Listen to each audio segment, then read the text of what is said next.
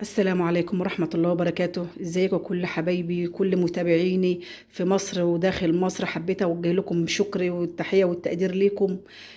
بصراحة والله يا جماعة انا مهما اقول لكم يعني بصراحة مش هوقف في حقكم. بصراحة كل مشتركين قناتي وكل اللي بيعلقوا لي وكل اللي بيتفرجوا على فيديوهاتي، والله يا جماعة يعني انا والله انا اللي اقدر اقول لكم انا بحبكم في الله. وكل سنة وانتم طيبين، ويا رب يعود اللي يمعين عليكم بألف خير وصحة وسلامة، ولا فاقدين ولا مفقودين، نحن ومن نحب يا رب العالمين. وعود على اليم علينا وعليكم بألف خير وصحة وسلامة يا رب. وتاني بوجه شكر وتحية لكل متابعيني جوه مصر وبره مصر. النهارده بقى انا عامله لكم بقى ايه كرنبيت او القرنبيط بطريقه غير ايه اللي انا كنت عاملاها لكم قبل كده. المره دي هعملها لكم ايه من غير زيت، من غير بعد، من غير يعني اي زيت، ولا زي ما انتم عارفين طبعا الزيت بقى غالي وكده، والبيض طبعا. فان شاء الله مش هنستهلك لا بيض كتير ولا سمن ولا زيت كتير يا حبايبي. هنعمل ايه النهارده؟ انا جبت قرص قرنبيط يا حبايبي اهوت، وطبعا قطعته زي ما انتم شايفين اهو. ده طبعا ده كده بعد انا ما سلقته اهو، ده كده بعد ما اتسلق اهوت واستوى اهوت يا حبايبي. طبعا متقطعينه قطع صغيره جدا اهوت، مفصصينه زي ما انتم شايفين اهو. بسم الله ما شاء الله جميل اهوت يا حبايبي. وطبعا معانا بقى الدقيق اهوت اهو. ومعانا بقى البهارات بتاعتنا اللي هي كزبره، معانا فلفل اسمر، معانا طبعا كمون. طبعا الكمون احنا عارفين عشان ايه ما يعملش غازات في بطننا ويتعبنا الكرنبيط طبعا. طبعا معانا هنا معلقتين نشا حبايبي، وزي ما انا قلت لكم هي ايه، هي بس بيضه واحده اللي معانا اللي احنا ايه هنستعملها. طبعا هنيجي هنا برضو معانا ايه، برضو معلقتين صلصه. يعني اصلا عندك صلصه ماشي، عندك طماطم انت كنت فرماها مثلا ومسبكاها شويه كده اهي يا حبايبي، دول 3 او 4 معالق طماطم متصلصه عندي. ونيجي هنا طبعا معانا ربطه الخضره بقى احنا مقطعينها، كزبره بقدونس يعني، بس الاحسن يبقى كزبره طبعا مع عليها شبت. ونيجي طبعا هنا احنا معانا كوبايه ميه هي اللي هي السوائل بقى اللي احنا هنعملها. وطبعا معانا كوبايه ايه لبن يا حبايبي اهي، زي ما انتم شايفين اهوت ماشي. وطبعا ده بقى القارب او السيرفيس زي ما انتم بتقولوا يعني. طبعا اهوت طبعا ودهناه زيت او سمنه حبايبي عشان ما يلزقش. طبعا اللي عنده البياركس طبعا عامه ما بيلزقش في البياركس اللي هو الازاز. فطبعا لكن انا بالنسبه للالومنيا طبعا لازم ندهنه زيت عشان ما يلزقش. وده طبعا انا كنت طقم حبايبي جايباه اسمه طقم صواني ايطالي اسمه كوكر شيف. فبس بصراحه يعني انا استعملته كتير والله يا جماعه، يعني بصراحه جميل جدا ما شاء الله يعني ما شاء الله. ان شاء الله الفيديو يعجبكم. وطبعا واللي اول مره يشوفني وطبعا يضغط لايك واشتراك في القناه بتاعتي ويضغط زر الجرس ويفعل الكل عشان يوصل لكم مني كل جديد. وطبعا بقى ما تنسنوش باللايك بتاعكم الجميل والتعليقات اللي دايما بتديني طاقه ايجابيه. وربنا يا رب ما يحرمنيش منكم ابدا ويخليكم ليا ويدومكم في حياتي، ودي بالمحبه والمعروف والتواصل بينا باذن الله. طبعا بقى احنا عندنا هنا بقى البوله اهي زي ما انتم شايفين. طبعا هننزل بقى بالايه، بالسوائل الاول اللي هي زي ما انا قلت لكم اهي. بسم الله ما شاء الله، بسم الله الرحمن الرحيم. طبعا اللبن سواء سخن بقى او بارد يا حبايبي يعني زي ما انتم عارفين عايزين يعني براحتكم. انا كنت غالياه، هو لسه تلاقيه يعني ايه مدخن شويه لان كنت انا غالياه. وطبعا بننزل بنص كوبايه الايه، بنص كوبايه الميه اهو يا حبايبي. وطبعا مع التقليب بقى شويه كده ايه، هنقلب ايه الميه في مع اللبن كده. ونبدا ننزل بالايه بالخضره اهيت زي ما انتم شايفين يا حبايبي. بسم الله ما شاء الله اهي اهي اهي كده. ننزل بقى ايه، هنقلب الخضره مع اللبن كده اهي يا حبايبي اهي زي ما انتم شايفين اهو. ونيجي هنا بقى طبعا احنا ايه كسرنا البيضه اهيت ونزلناها في قلب الخليط اهو. ونبدا برضو نقلبها كويس اهي يا حبايبي اهي. بسم الله ما شاء الله اهيت اهي اهي يا حبايبي. طبعا لحد البيضه ما تدوب في قلب اللبن ايه والميه يا حبايبي زي ما انتم شايفين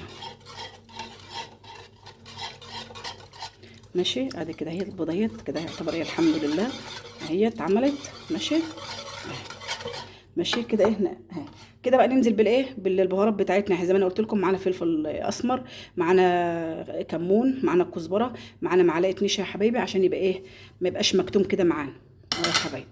كده ماشي. نبدأ برضو ننزل واحدة واحدة اهي زي ما انتم شايفين. ما شاء الله ما شاء الله جميل جدا. والريحة بقى طبعا البهارات بقى لما بتنزل على اللبن بقى والحاجات دي كده ما شاء الله بتبقى جميلة جدا يا حبايبي اهو. ما شاء الله ما شاء الله اهيت ماشي. كده بقى نبدأ ننزل بالايه اهوت بالصلصة بتاعتنا اهي. ادي حبايبي اهي. بسم الله ما شاء الله جميل جدا اهو اهيت حبايبي.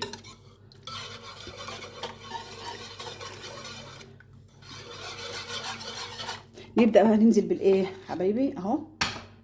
نبدأ كده بقى ننزل بالايه. طبعا الدقيق طبعا احنا ايه يعني دي بنخلي الاخر واحنا بنبدأ دي بقى جميع الاغراض يا حبايبي. نبدأ ننزل ايه معلقة معلقة كده اهوت كده ايه 3 معالق دقيق اهمت ماشي. نبدأ بقى بالتقليب اهو. بسم الله ما شاء الله بسم الله ما شاء الله اهوت. طبعا بنبدأ لحد ما الدقيق ايه اسمه ايه بنربه يعني نرب ايه السايل السوائل كلها مع بعضها اهي حبايبي. وطبعا مش هنعمل شفت ازاي يبقى زي عجينه الكريب كده حبايبي اهي زي ما انتم شايفين. بسم الله ما شاء الله جميل جدا اهو. وادي حبايبي اهوت كده الخليط بتاعنا بعد ما عملناه ما شاء الله تحسوا بقى متجانس مع بعضه كده. بسم الله ما شاء الله. طبعا هتقولوا لي طب يا سوسو الكرنبيت طبعا بيبقى اتحط عليه توم. انا فعلا حبايبي انا وانا بفرم الطماطم قبل ما اصلصها ببقى في جزء عندي حط عليه توم في قلب التسبيكه وفي جزء عندي ببقى اسيبه عادي من غير توم. فطبعا انا معلقتين الصلصه او الطماطم اللي انا حطيتها طبعا دي من اللي انا كنت حاطه عليها توم يا حبايبي. ومع ذلك برضو انا حطيت نص معلقه صغيره توم باودر يا حبايبي. فطبعا احنا طبعا لما احنا نزلنا بالمواد السائله الاول هي اللبن الدقيق البيض الميه طبعا ليه وخلينا الدقيق للاخر ليه عشان انت كده تقدري تتحكمي في الخلطه اللي احنا عاملينها للكرنبيت حبايبي. فطبعا انت بتنك تقلبي فمع التقليب الخلطه خفيفه بنبدا نزود بالدقيق. الخلطه بتاعتنا لسه سايله نقوم نزودها بالدقيق يا حبايبي. ادي اهوت زي ما انتم شايفين. بسم الله ما شاء الله تبارك الرحمن اهوت جميل جدا اهو يا حبايبي. هنيجي هنا بقى زي ما قلت الصينيه بتاعتنا احنا قلنا احنا دهنينها زيت او سمنه يعني حسب ما تحبوا حبايبي. احنا بقى هنا نعمل بقى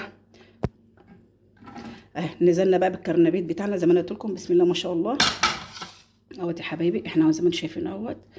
طبعا الحمد لله انا ايدي نظيفه يعني ما تقوليش بقى سوسو بتعمل بايدها ومش عارفه عشان بصراحه انا ما بحبش البس الجلافزات يا جماعه لانه ما بعرفش بصراحه يعني اتحكم في الحاجه وانا بعملها اهوت يا حبايبي. بسم الله ما شاء الله زي ما انتم شايفين بقى ونبدا نطبطب عليه بالراحه كده اهو اهوت يا حبايبي اهو. بسم الله ما شاء الله كده الخليط اهوت زي ما احنا زي ما انا وريتكم اهو ما شاء الله. وطبعا ادي الكرنبيت هنا بقى بعد ما رصيناه في الصينيه او في القارب يا حبايبي زي ما انتم شايفين. نبدا بقى نعمل اهيت بسم الله ما شاء الله. نبدا ننزل واحده واحده اهو على على الكرنبيت يا حبايبي اهو. بسم الله ما شاء الله اهو يا حبايبي. نبدا بقى اهوت نضيف الخليط الجميل بتاعنا. بسم الله ما شاء الله الريحه جميله جدا وان شاء الله ده توفير في الزيت وتوفير في البيض وان شاء الله يعني احنا قلنا ما بنصعبش الدنيا على نفسنا كل حاجه متاحه حبايبي. بسم الله ما شاء الله.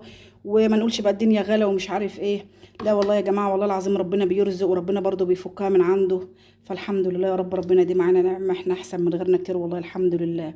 وربنا يا رب يرفع البلاء والغلاء يا رب واسترها علينا وعليكم كده حبايبي. وعود اللي معانا وعليكم بألف خير واحنا في احسن حال يا رب يا رب احنا كل المسلمين يا رب يا رب حبايبي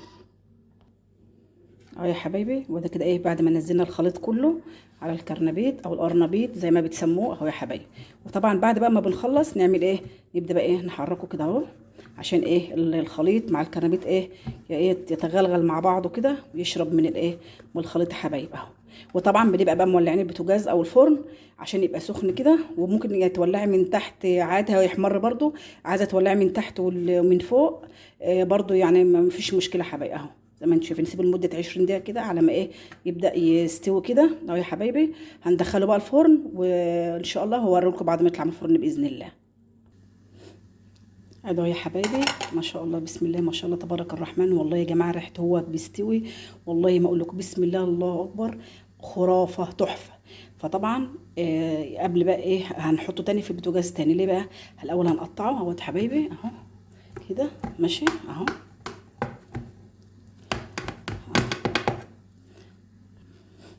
اهوت يا حبايبي، بسم الله ما شاء الله اهو، ما شاء الله كده بعد احنا مقطعنا اهوت زي ما انتم شايفين اهوت. اهوت يا حبايبي اهو ما شاء الله تبارك الرحمن اهو. فطبعا احنا هندخله الايه الفرن تاني، بس بعد ايه بقى، احنا طبعا قطعناه خلاص زي ما انتم شايفين. قلنا ليه؟ عشان لما نحطه تاني يبدا ايه يستوي برده من قلبه. اه يا حبايبي، بس هنعمل ايه بقى، احنا عارفين ان الخضره برده ما تتحمرش، يعني مش هتاخد الوش التحمير اللي هو. فهنبدا نعمل ايه، هنجيب شويه زيت وبالفرشه بقى بتاعتنا الجميله كده اهي السيليكون اللي احنا ايه بنبقى ندهن بيها. بسم الله ما شاء الله يا حبايبي زي ما انتم شايفين اهو. بصوا طبعا لما بندهنه زيت ما شاء الله بيدينا ايه لمعه كده حبايبي اهو اهو. بسم الله ما شاء الله اهو. والله العظيم يا جماعه ريحته وهو في الفرن بيستوي والله ما اقول بصوا حاجه يعني بألف هنا وشفا، بألف هنا وشفا. ان شاء الله تجربوه والفيديو كده يعجبكم باذن الله. وان شاء الله كده الوصفه ديت او الطريقه ديت هتعجبكم وهتوفر عليكم كتير والله يا جماعه. هتوفر من ناحيه الزيت وتوفر من ناحيه البيض. فبسم الله ما شاء الله اهو. ونبدا بقى هنعمل ايه بقى، هنحطه في قلب بوتاجاز تاني على ما يستوي برضه. وطبعا بقى اهو يا حبايبي اهو بسم الله ما شاء الله. هنروح بقى نحطه في البوتاجاز وارجع لكم تاني. هي يا حبايبي وادي الصينيه، بسم الله ما شاء الله، بسم الله ما شاء الله تبارك الرحمن. هي يا حبايبي الله اكبر جميله، والريحه بقى ما اقولكوش. ده بقى طبعا بعد احنا دهناها بالزيت يا حبايبي ودخلناها في الفرن تاني يا حبايبي. بسم الله ما شاء الله تبارك الرحمن بألف هنا وشفا. ان شاء الله بقى الفيديو يعجبكم وجربوا الطريقه. والاول مره يشوفني زي ما قلت لكم ما تنسوش بقى تضغطوا لي اللايك والاشتراك في القناه وتفعلوا زر الجرس على الكل عشان يوصل لكم مني كل جديد يا حبايبي. وتنسونيش بقى باللايكات بتاعتكم الجميله عشان ترفع الفيديو، والتعليقات بتاعتكم اللي بتديني الطاقه الايجابيه. ربنا يا رب ما يحرمنيش منكم ابدا. كل سنه وانتم بالف خير وصحه وسلامه يا رب العالمين. والسلام عليكم ورحمه الله وبركاته. دمتم في رعايه الله وحفظه، ومع السلامه.